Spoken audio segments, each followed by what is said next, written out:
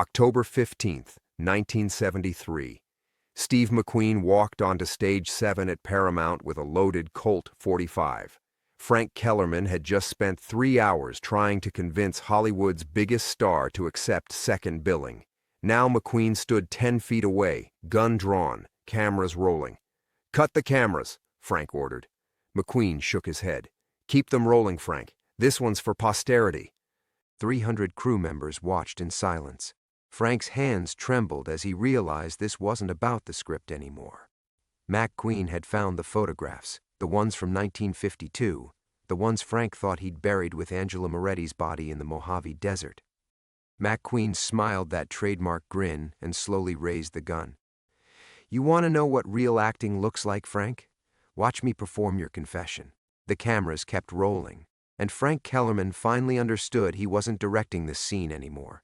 "Before we jump back in, tell us where you're tuning in from, and if this story touches you, make sure you're subscribed because tomorrow I've saved something extra special for you." The Klieg lights blazed down on Stage 7 like an interrogation room. Frank Kellerman's silk tie felt like a noose around his neck as sweat pooled beneath his custom-tailored suit. 21 years of building an empire, of crushing stars and directors who thought they could challenge him, and now this blue-eyed bastard from Indiana was pointing a gun at his chest while 300 witnesses watched through the viewfinders of rolling cameras. "Steve, let's talk about this in my office," Frank said, his voice barely steady. He took a half-step backward, his Italian leather shoes sliding against the polished studio floor. "Whatever you think you know—" "I know about the Flamingo Motel." McQueen's voice cut through the silence like a blade. "Room 237, October 3rd, 1952. You, Angela Moretti, and a briefcase full of photographs that could have ended your career before it started." The blood drained from Frank's face. Behind McQueen, the camera operator, Danny Martinez, 22 years on the lot, kept his eye pressed to the viewfinder. The boom operator held the microphone steady above their heads. Nobody moved. Nobody breathed. Frank's mind raced back to that night 21 years ago. Angela, beautiful and naive, spreading those damning photographs across the motel bed like tarot cards predicting his doom. Pictures of him with Senator Morrison's wife. Pictures that could have destroyed not just his budding career, but the political machine that was funding his first real picture. Angela's voice, honey sweet but deadly, 50,000 franc. Or these go to every newspaper from here to New York. That's ancient history, Frank whispered, but his voice cracked like an adolescent's. McQueen stepped closer, the gun never wavering. The prop Colt. .45 looked real enough to fool anyone, but Frank knew the difference. He'd used real guns before, in the desert, under a full moon, while Angela Moretti's screams echoed off the canyon walls. Ancient history? McQueen laughed, but there was no humor in it. Tell that to Angela's sister. Tell that to Maria Moretti, who's been looking for her sister for 2 decades, who hired a private investigator 6 months ago, who found the photographs in a safety deposit box in Reno that Angela rented the day before she died.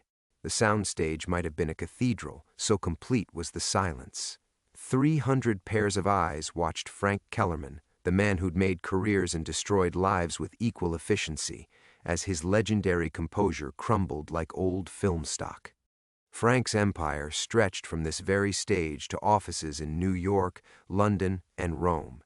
He controlled distribution deals worth millions, had senators on his payroll, owned judges from here to Nevada. He'd survived the blacklist, the studio system's collapse, and the rise of the new Hollywood brats who thought they knew better than their elders. But none of that mattered now. "The photographs are copies," Frank said desperately.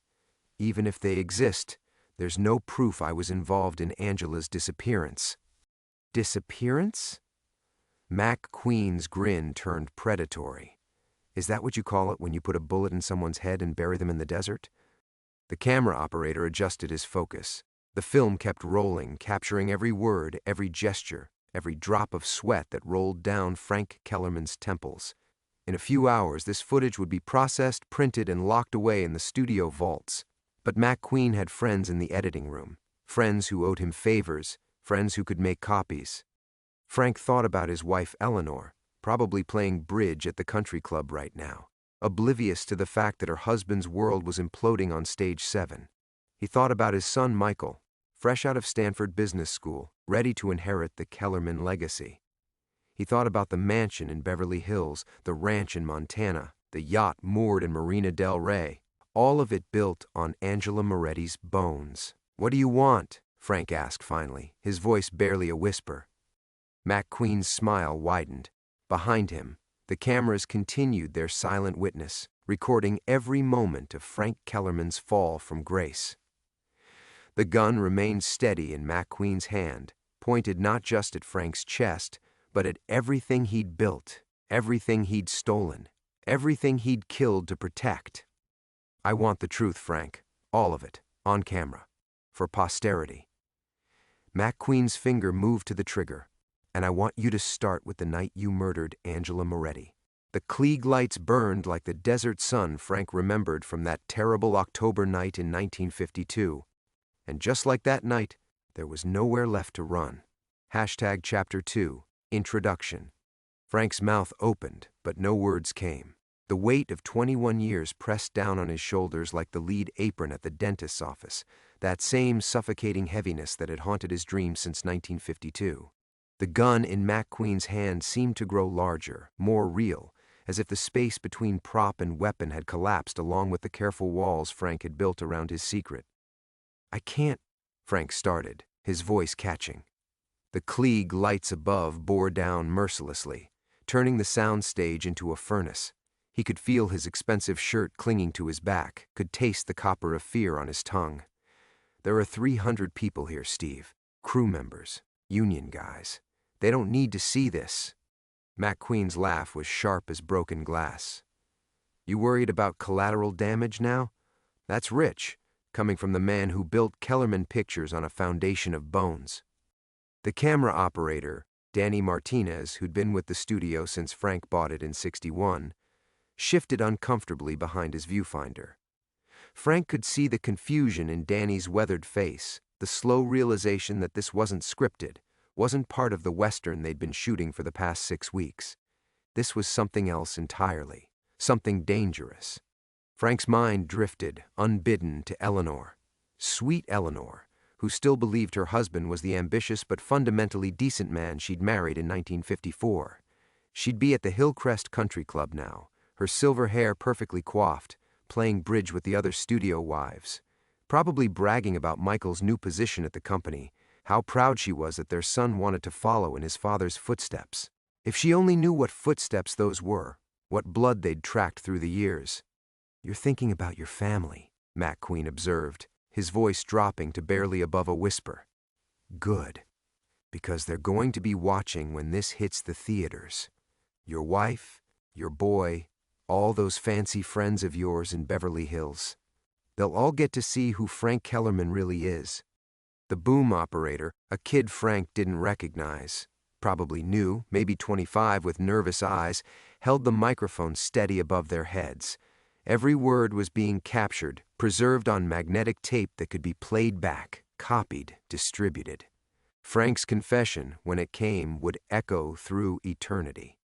"Angela was blackmailing me," Frank said finally, the words scraping his throat raw. "You have to understand, I was nobody then.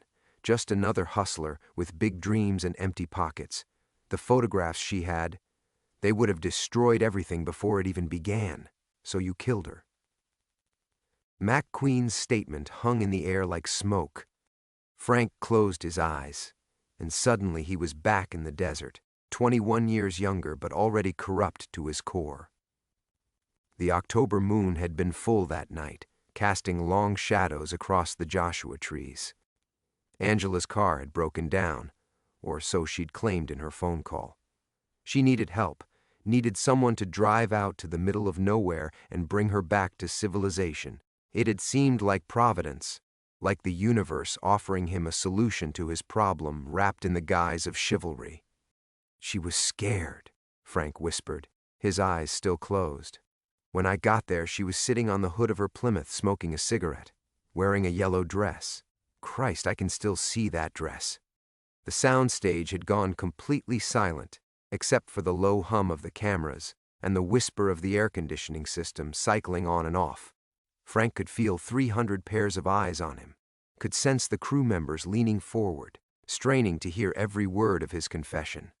"She knew why I was there," Frank continued, opening his eyes to meet McQueen's steady gaze.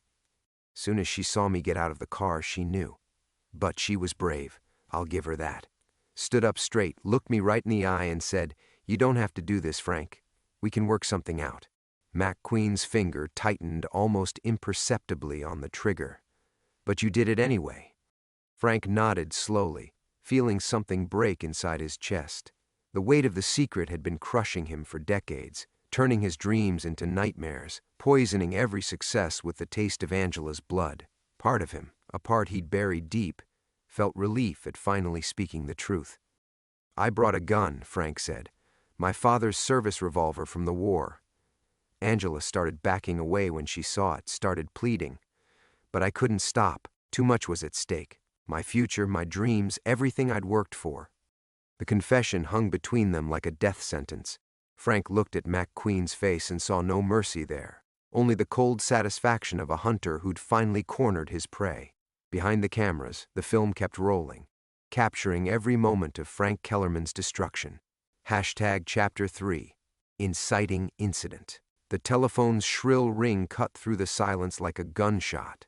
Frank's head snapped toward the sound, his confession hanging half-finished in the superheated air of Stage 7. The phone, a black rotary model that served as a prop in the Western saloon set, sat on the bar 15 feet away, its brass bell clanging with mechanical persistence. McQueen's eyes never left Frank's face, but his grip on the gun shifted slightly. "Nobody moves," he called out to the crew, his voice carrying the authority of a man accustomed to being obeyed. "Let it ring." But the telephone had broken something in Frank's carefully constructed nightmare. The sound belonged to the real world, the world of business calls and deal-making, and the careful choreography of power that had defined his life for 2 decades. Not this surreal theater of confession and judgment. "That could be Eleanor," Frank said, desperation creeping into his voice. "If I don't answer, she'll worry. She'll call the studio office." "Your wife can wait." McQueen's finger caressed the trigger. "Angela Moretti waited 21 years for justice. Eleanor can wait 21 minutes. The ringing stopped. The silence that followed felt different somehow, charged with possibility, as if the interruption had shifted some invisible balance. Frank could see it in the crew's faces. The spell was breaking. Reality was reasserting itself. Men were remembering that they had wives and mortgages and union cards to protect. They were beginning to understand that being witness to a murder confession might not be the kind of overtime they wanted to claim. Then the assistant director, Tommy Brennan, a nervous kid from NYU Film School, stepped forward from behind the cameras. "Mr. McQueen, sir," Tommy said, his voice cracking. "That was the front gate. There's a woman here to see Mr. Kellerman. Says it's about his sister." Frank felt the floor drop out from under him. In 21 years, no one had ever come looking. No family members, no friends, no investigators beyond the occasional missing persons inquiry that had been quietly buried with the right combination of money and influence. Angela Moretti had been a small-time blackmailer from Chicago, a nobody who wouldn't be missed by anyone who mattered. Except now someone was here, someone who claimed to be her sister. McQueen's smile was sharp as a razor. "Well, well. Looks like Maria decided not to wait for the private investigator's final report after all."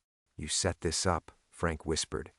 But even as he said it, he could see in McQueen's face that this was as much a surprise to him as anyone else. Tommy Brennan cleared his throat nervously. She says her name is Maria Moretti Castellano, from Chicago. She's got identification, and she's carrying a briefcase. Security wants to know if they should let her on the lot." The temperature on the soundstage seemed to drop 10 degrees. Frank's carefully ordered world, the world where he controlled every variable, every outcome, was collapsing with mathematical precision.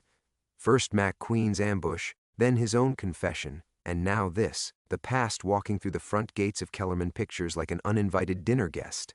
"Bring her here," McQueen said without taking his eyes off Frank. to the stage. "Steve, no." Frank's voice came out as a plea. "My crew, my people, they don't deserve to be dragged into this. Whatever you want from me, whatever justice you're looking for, we can handle it between us." "Justice?" McQueen laughed, but there was no humor in it. "Frank, this stopped being about justice the moment you put Angela in the ground. This is about truth now, about the whole rotten foundation you built your empire on. And Maria Moretti Castellano has been carrying that truth around for 21 years. The assistant director was still waiting for instructions, his clipboard clutched against his chest like a shield.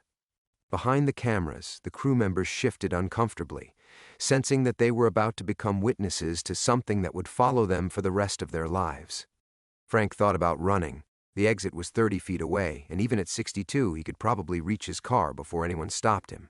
But where would he go? His face was already on film confessing to murder. McQueen's cameras had captured everything, and there would be copies by morning. "Bring her," Frank said quietly, the words feeling like tombstones in his mouth. As Tommy Brennan hurried away to relay the message, Frank realized that the comfortable, controllable world he'd inhabited since that October night in 1952 had just ended forever. The woman walking toward Stage 7 carried with her not just questions, but the power to destroy everything he'd built on her sister's bones. The past, it seemed, had finally come home. Chapter 4, Early Development. The minutes crawled by like wounded animals. Frank found himself counting his heartbeats, listening to the whisper of the ventilation system, watching the crew members exchange nervous glances as they waited. The silence felt brittle, as if one wrong move might shatter it and send everyone running for the exits. McQueen hadn't moved. The gun remained steady in his hand, pointed at Frank's chest with the patience of a man who'd spent years perfecting his craft. But Frank could see something flickering behind those blue eyes, uncertainty, maybe even doubt. This wasn't going according to McQueen's script either. The arrival of Maria Moretti Castellano had changed the game for everyone. Danny Martinez shifted behind his camera, the leather of his equipment harness creaking in the silence. Frank had known Danny for 12 years, had watched him work his way up from assistant to head camera operator. A good man, a family man, 3 kids and a mortgage in Burbank. What must he be thinking right now? What would he tell his wife when he got home tonight? "Mr. Kellerman?" The voice belonged to Jerry Walsh, the gaffer. 60 years old, hands like tree roots from 4 decades of handling lights. "You want us to keep rolling?" Frank opened his mouth to answer, then closed it. What was the protocol here? How did a man respond when his life's work was being dismantled on camera, frame by frame? In all his years of controlling every aspect of production, he'd never imagined being the subject rather than the director. "Keep rolling," McQueen answered for him. "This is the performance of Mr. Kellerman's career." The sound of footsteps echoed from the corridor beyond Stage 7. Slow, measured steps that seemed to mark time like a funeral march. Frank's palms were slick with sweat. He wiped them on his trousers, leaving damp patches on the fine wool. Eleanor had bought him this suit for his 60th birthday, had the tailor come to the house for fittings. She'd been so proud, standing in their bedroom as he modeled it for her. Distinguished, she'd said. Like Cary Grant, but more handsome. The footsteps were getting closer. Frank tried to remember Maria Moretti from the old days. Angela had mentioned a sister once or twice. Younger, smarter, the one who'd gotten out of the neighborhood and made something of herself. Married an Italian boy with prospects, moved to the suburbs, had babies. The kind of life Angela might have had if she hadn't been so hungry for easy money. Tommy Brennan appeared in the doorway first, his face pale as parchment. Behind him walked a woman Frank didn't recognize but somehow knew immediately. The same dark eyes as Angela, the same stubborn set to her jaw. But where Angela had been soft, pleasure-seeking, this woman carried herself like a blade. She wore a conservative black dress and carried a leather briefcase that looked expensive, professional, serious. The crew parted before her like the Red Sea, creating a clear path to where Frank and McQueen stood frozen in their tableau. Her heels clicked against the concrete floor with the rhythm of a ticking clock. When she reached the edge of the lights, she stopped and studied Frank's face with the thoroughness of a coroner examining evidence. "You haven't changed as much as I expected," she said finally. Her voice carried just a trace of Chicago, softened by years of careful cultivation. Still the same weak mouth, still the same guilty eyes. Frank felt something cold spread through his chest. "Mrs. Castellano, I presume?" "Dr. Castellano," she corrected. "I have a practice in Evanston, psychiatry. I specialize in trauma cases, people who've lost family members to violence. It's amazing what you learn about human nature in that line of work." The briefcase seemed to pulse with malevolent energy. Frank couldn't take his eyes off it. What was inside? More photographs? Police reports? Evidence he'd thought was buried forever? McQueen lowered the gun slightly, his attention shifting to the woman. "Doctor, I appreciate you coming. Though I have to admit, your timing is—" "Perfect," she interrupted. "I've been watching from the hallway for the past 10 minutes. Very dramatic, Mr. McQueen, very cinematic. Though I suspect Frank's confession isn't quite complete yet, is it?" Frank's legs felt weak. He wanted to sit down, wanted a drink, wanted to be anywhere but under these burning lights with 300 witnesses and cameras capturing every moment of his humiliation.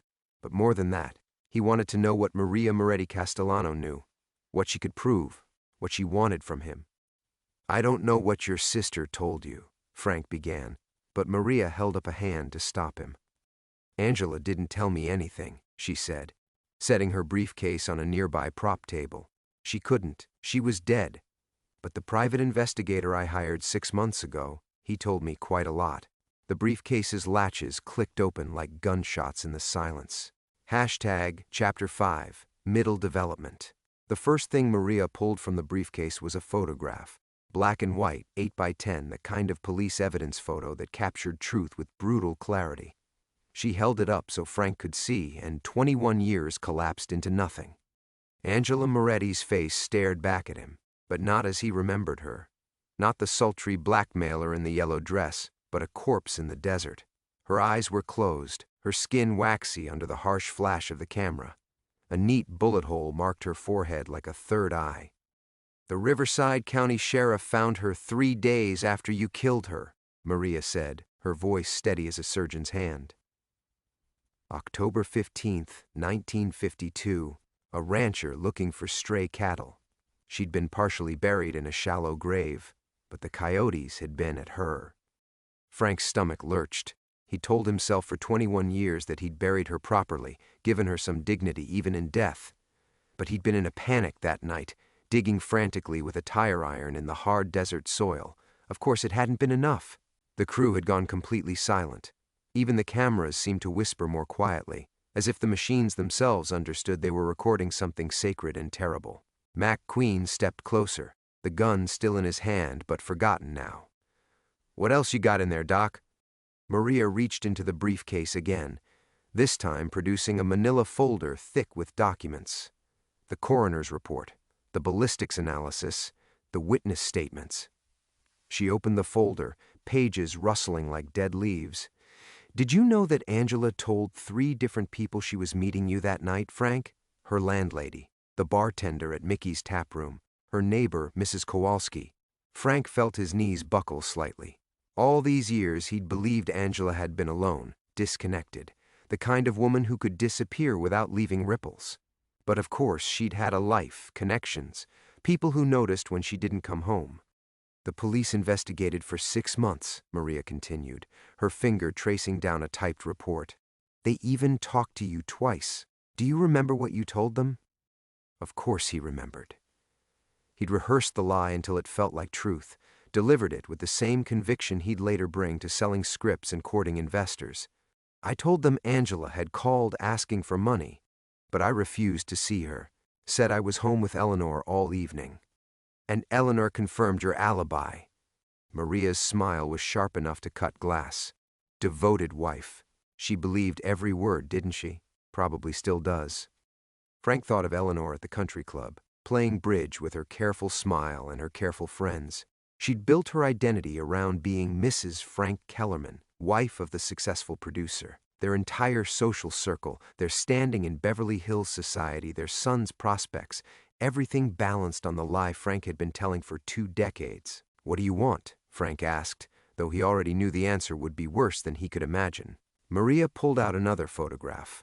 This one was older, softer around the edges. Angela, at maybe 16, laughing at something outside the camera's view. She was beautiful in the unself-conscious way of young girls who don't yet know the world will try to break them.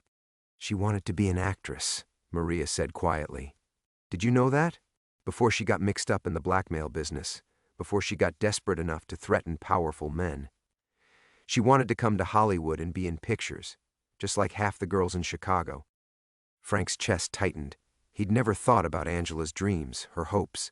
She'd been nothing but a problem to solve, an obstacle to remove.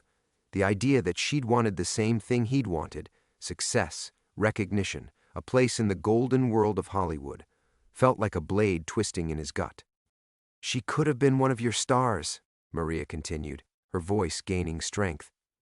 Could have been standing on this very stage, under these lights, bringing joy to millions. Instead, she's bones in the desert, because you were too much of a coward to face the consequences of your own corruption. McQueen had moved closer to the briefcase, studying its contents with the intensity of a detective examining evidence. There's more, isn't there? This isn't just about one murder. Maria nodded, reaching deeper into the briefcase. Angela wasn't your only victim, was she, Frank? She was just the first. The private investigator I hired. He found patterns. Other women who got too close to your secrets, other problems that got permanently solved. Frank's vision blurred. The lights above seemed to pulse like a dying heartbeat, and he could taste copper in his mouth. 21 years of carefully buried secrets were erupting like a volcano, and there was nowhere left to run. The briefcase gaped open like a mouthful of teeth, and Frank realized it contained enough evidence to destroy not just him, but everyone he'd ever claimed to love. Plot twist. Maria's hand emerged from the briefcase clutching a manila envelope, yellowed with age and sealed with red wax. Frank's eyes fixed on it with the fascination of a man watching his own execution.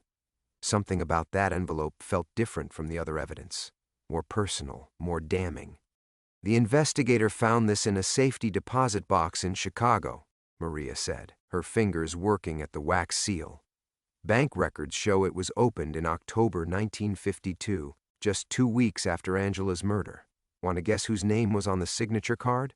Frank's mouth went dry. I don't know what you're... Eleanor Kellerman. The words hit Frank like a physical blow. Around him, the soundstage seemed to tilt, the carefully constructed Western set becoming a funhouse of shadows and lies. McQueen's gun was forgotten. Everyone was staring at the envelope in Maria's hands as if it contained the secret of life itself. That's impossible, Frank whispered. But even as he said it, memories were shifting, realigning themselves like puzzle pieces clicking into place. Eleanor's questions that October, her sudden trip to visit her sister in Chicago, a sister she'd never mentioned before or since. The way she'd held him that first night, after he'd returned from the desert, held him like she was afraid he might disappear.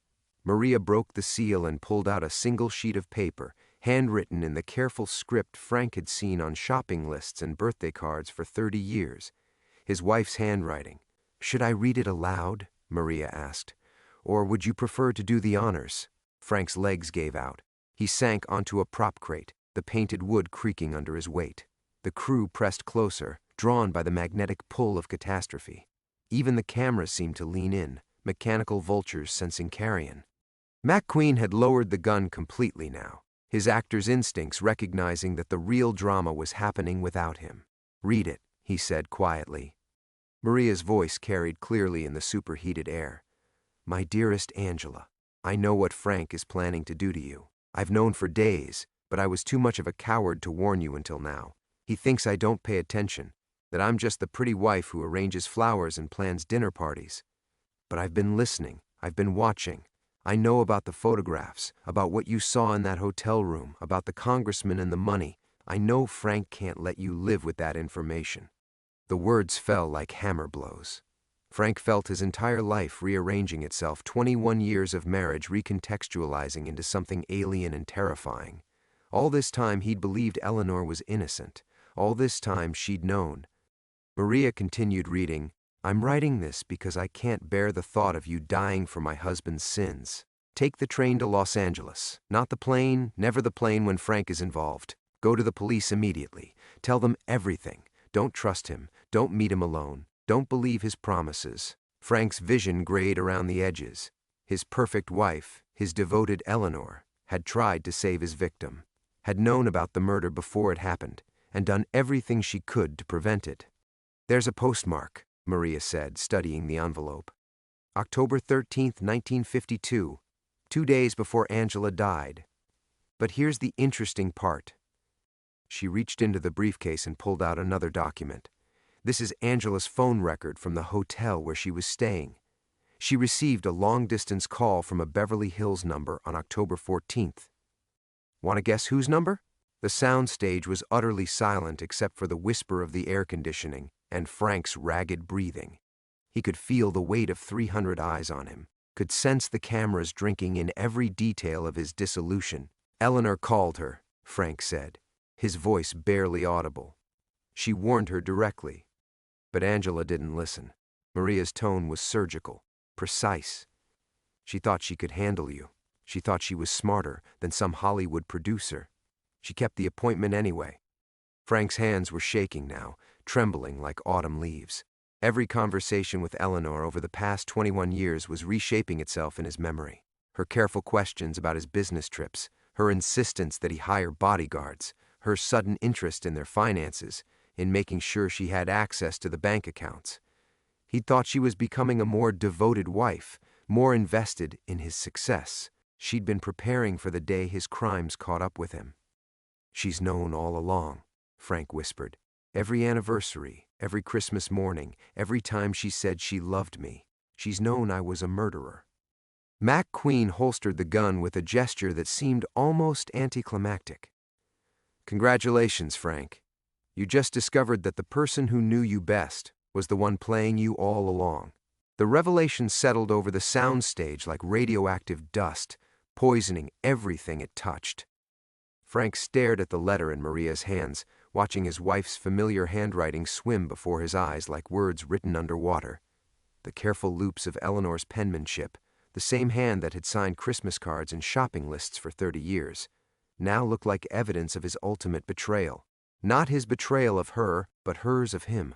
You're lying, he said, but the words came out hollow, unconvincing even to himself. Around him, the crew shifted restlessly, sensing the approaching climax like animals before a storm. Eleanor would never. She couldn't have. Couldn't have what? Maria folded the letter with surgical precision, her movements deliberate and controlled. Couldn't have tried to save an innocent woman's life? Or couldn't have spent 21 years living with a man she knew was a murderer? The questions hung in the superheated air like smoke. Frank felt his chest constricting, each breath requiring conscious effort. All those years of careful control, of managing every detail, every frame, every story, and the biggest performance of all had been happening in his own bedroom. Eleanor lying beside him night after night, knowing exactly what kind of man shared her bed. McQueen stepped forward, the gun now hanging loose at his side. Tell me something, Frank. All those times she asked about your business trips, your late meetings, you really thought she was just being a concerned wife? Frank's mind raced backward through decades of seemingly innocent conversations. Eleanor's gentle inquiries about his whereabouts, her insistence on meeting his business associates at dinner parties, the way she'd befriended the wives of other producers, gathering information with the skill of a seasoned intelligence officer. He'd attributed it all to social climbing, to a woman's natural desire to understand her husband's world. She'd been conducting surveillance. The safety deposit box wasn't just for the letter, Maria continued, reaching back into the briefcase. Your wife has been documenting everything, every suspicious trip, every unexplained absence, every time you came home with blood on your clothes and thought she didn't notice. She pulled out a thick folder, its edges worn from handling. 20 years of notes, Frank. 20 years of evidence. The folder hit the prop table with a sound like a judge's gavel. Frank could see pages protruding from its edges, Eleanor's meticulous handwriting covering page after page.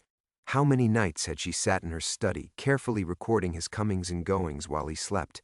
How many mornings had she smiled and poured his coffee, knowing she'd spent the previous evening documenting his crimes? Danny Martinez moved his camera closer. the lens focusing on Frank's face with the patience of a confessor. 12 years Frank had known this man, had trusted him to capture the vision of every film. Now Danny's camera was capturing Frank's destruction, frame by methodical frame. "She could have turned you in at any time," Maria said, her voice gaining momentum like a prosecutor approaching the finish line. "Could have taken her evidence to the police, to the FBI, to the newspapers. But she didn't. Do you know why?" Frank's mouth opened and closed soundlessly. The lights above felt like they were burning through his skull, exposing every thought, every memory, every carefully buried secret. "Because she was waiting," Maria continued. "Waiting for the right moment. The moment when your exposure would serve justice instead of just revenge, when the world was watching, when there would be nowhere left for you to hide." The realization hit Frank like ice water. Eleanor hadn't just known about his crimes. She'd been orchestrating his downfall. The dinner party where he'd first met McQueen, her suggestion that they cast the difficult star in this particular film, her encouragement to use stage 7, where the acoustics carried every whispered word to the corners of the vast space. "This whole thing," Frank whispered, "the casting, the production, bringing Maria here. Eleanor planned all of it." McQueen's laugh was harsh, admiring.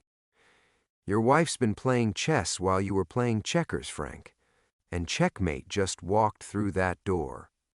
The sound of approaching footsteps echoed from the corridor, familiar footsteps Frank had heard crossing marble floors and Persian rugs for 3 decades. The crew turned as one toward the entrance to stage 7, cameras swiveling to follow their gaze. Even the artificial western sun seemed to dim in anticipation. Eleanor Kellerman appeared in the doorway like an actress making her entrance, perfectly timed and devastating in its simplicity. She wore the blue dress Frank had bought her for their anniversary, her gray hair arranged with characteristic elegance. She looked every inch the Beverly Hills matron she'd pretended to be for 21 years. But her eyes held the accumulated weight of 2 decades worth of carefully buried truth, and Frank finally understood that his last secret hadn't been hidden from his wife at all. It had been hidden by her, saved for exactly this moment, this place, this audience of witnesses who would ensure there could be no escape, no denial, no final manipulation. The cameras rolled, capturing everything. Eleanor's heels clicked against the concrete floor with the measured rhythm of a metronome, each step echoing through stage 7 like a countdown to judgment. The crew parted before her as she walked, creating a clear path between the entrance and the man who had been her husband for 30 years. Frank watched her approach with the fascination of a condemned man seeing his executioner for the first time. She stopped 10 feet away from him, close enough to see every line etched by guilt on his face, far enough to remain untouchable. The distance felt calculated, deliberate, like everything else she had done for 2 decades. "Hello, Frank." Her voice carried the same warmth it had held over breakfast that morning, the same gentle cadence she'd used to wish him luck on the production. But now Frank could hear what had always been underneath, the steel wrapped in silk, the blade hidden in the bouquet. Eleanor. He tried to stand, his legs unsteady, but she held up one perfectly manicured hand. "Stay seated, please." The word please was delivered like a scalpel, surgical in its precision. "After 21 years of standing by your side, I think I've earned the right to look down at you for once." The cameras captured every nuance, every micro-expression.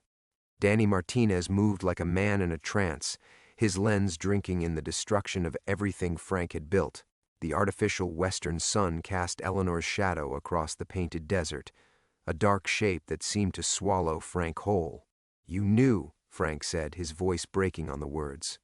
"All this time, you knew what I was." Eleanor's smile was the same one she'd worn to 1,000 Hollywood parties, gracious and empty and perfectly controlled. "I knew what you were before I married you, darling.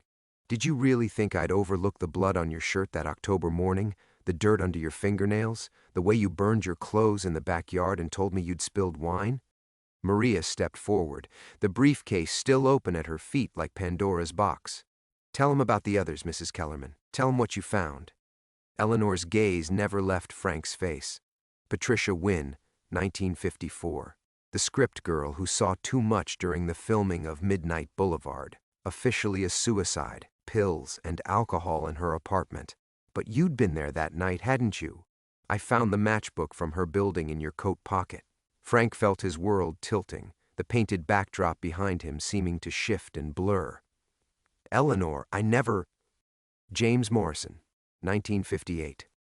Her voice was steady as a surgeon's, each word placed with clinical precision. The accountant who discovered your creative financing arrangements. Car accident on Mulholland Drive. Such a dangerous road, especially when someone cuts your brake lines. The crew was motionless now, frozen like figures in a photograph. Even McQueen's seemed diminished, his earlier performance upstaged by the quiet devastation of Eleanor's revelations. The gun in his hand looked like a prop, harmless compared to the weapon Eleanor wielded with her words. Rebecca Martinez, 1961. Eleanor continued her litany of the dead with the same tone she might use to recite a shopping list.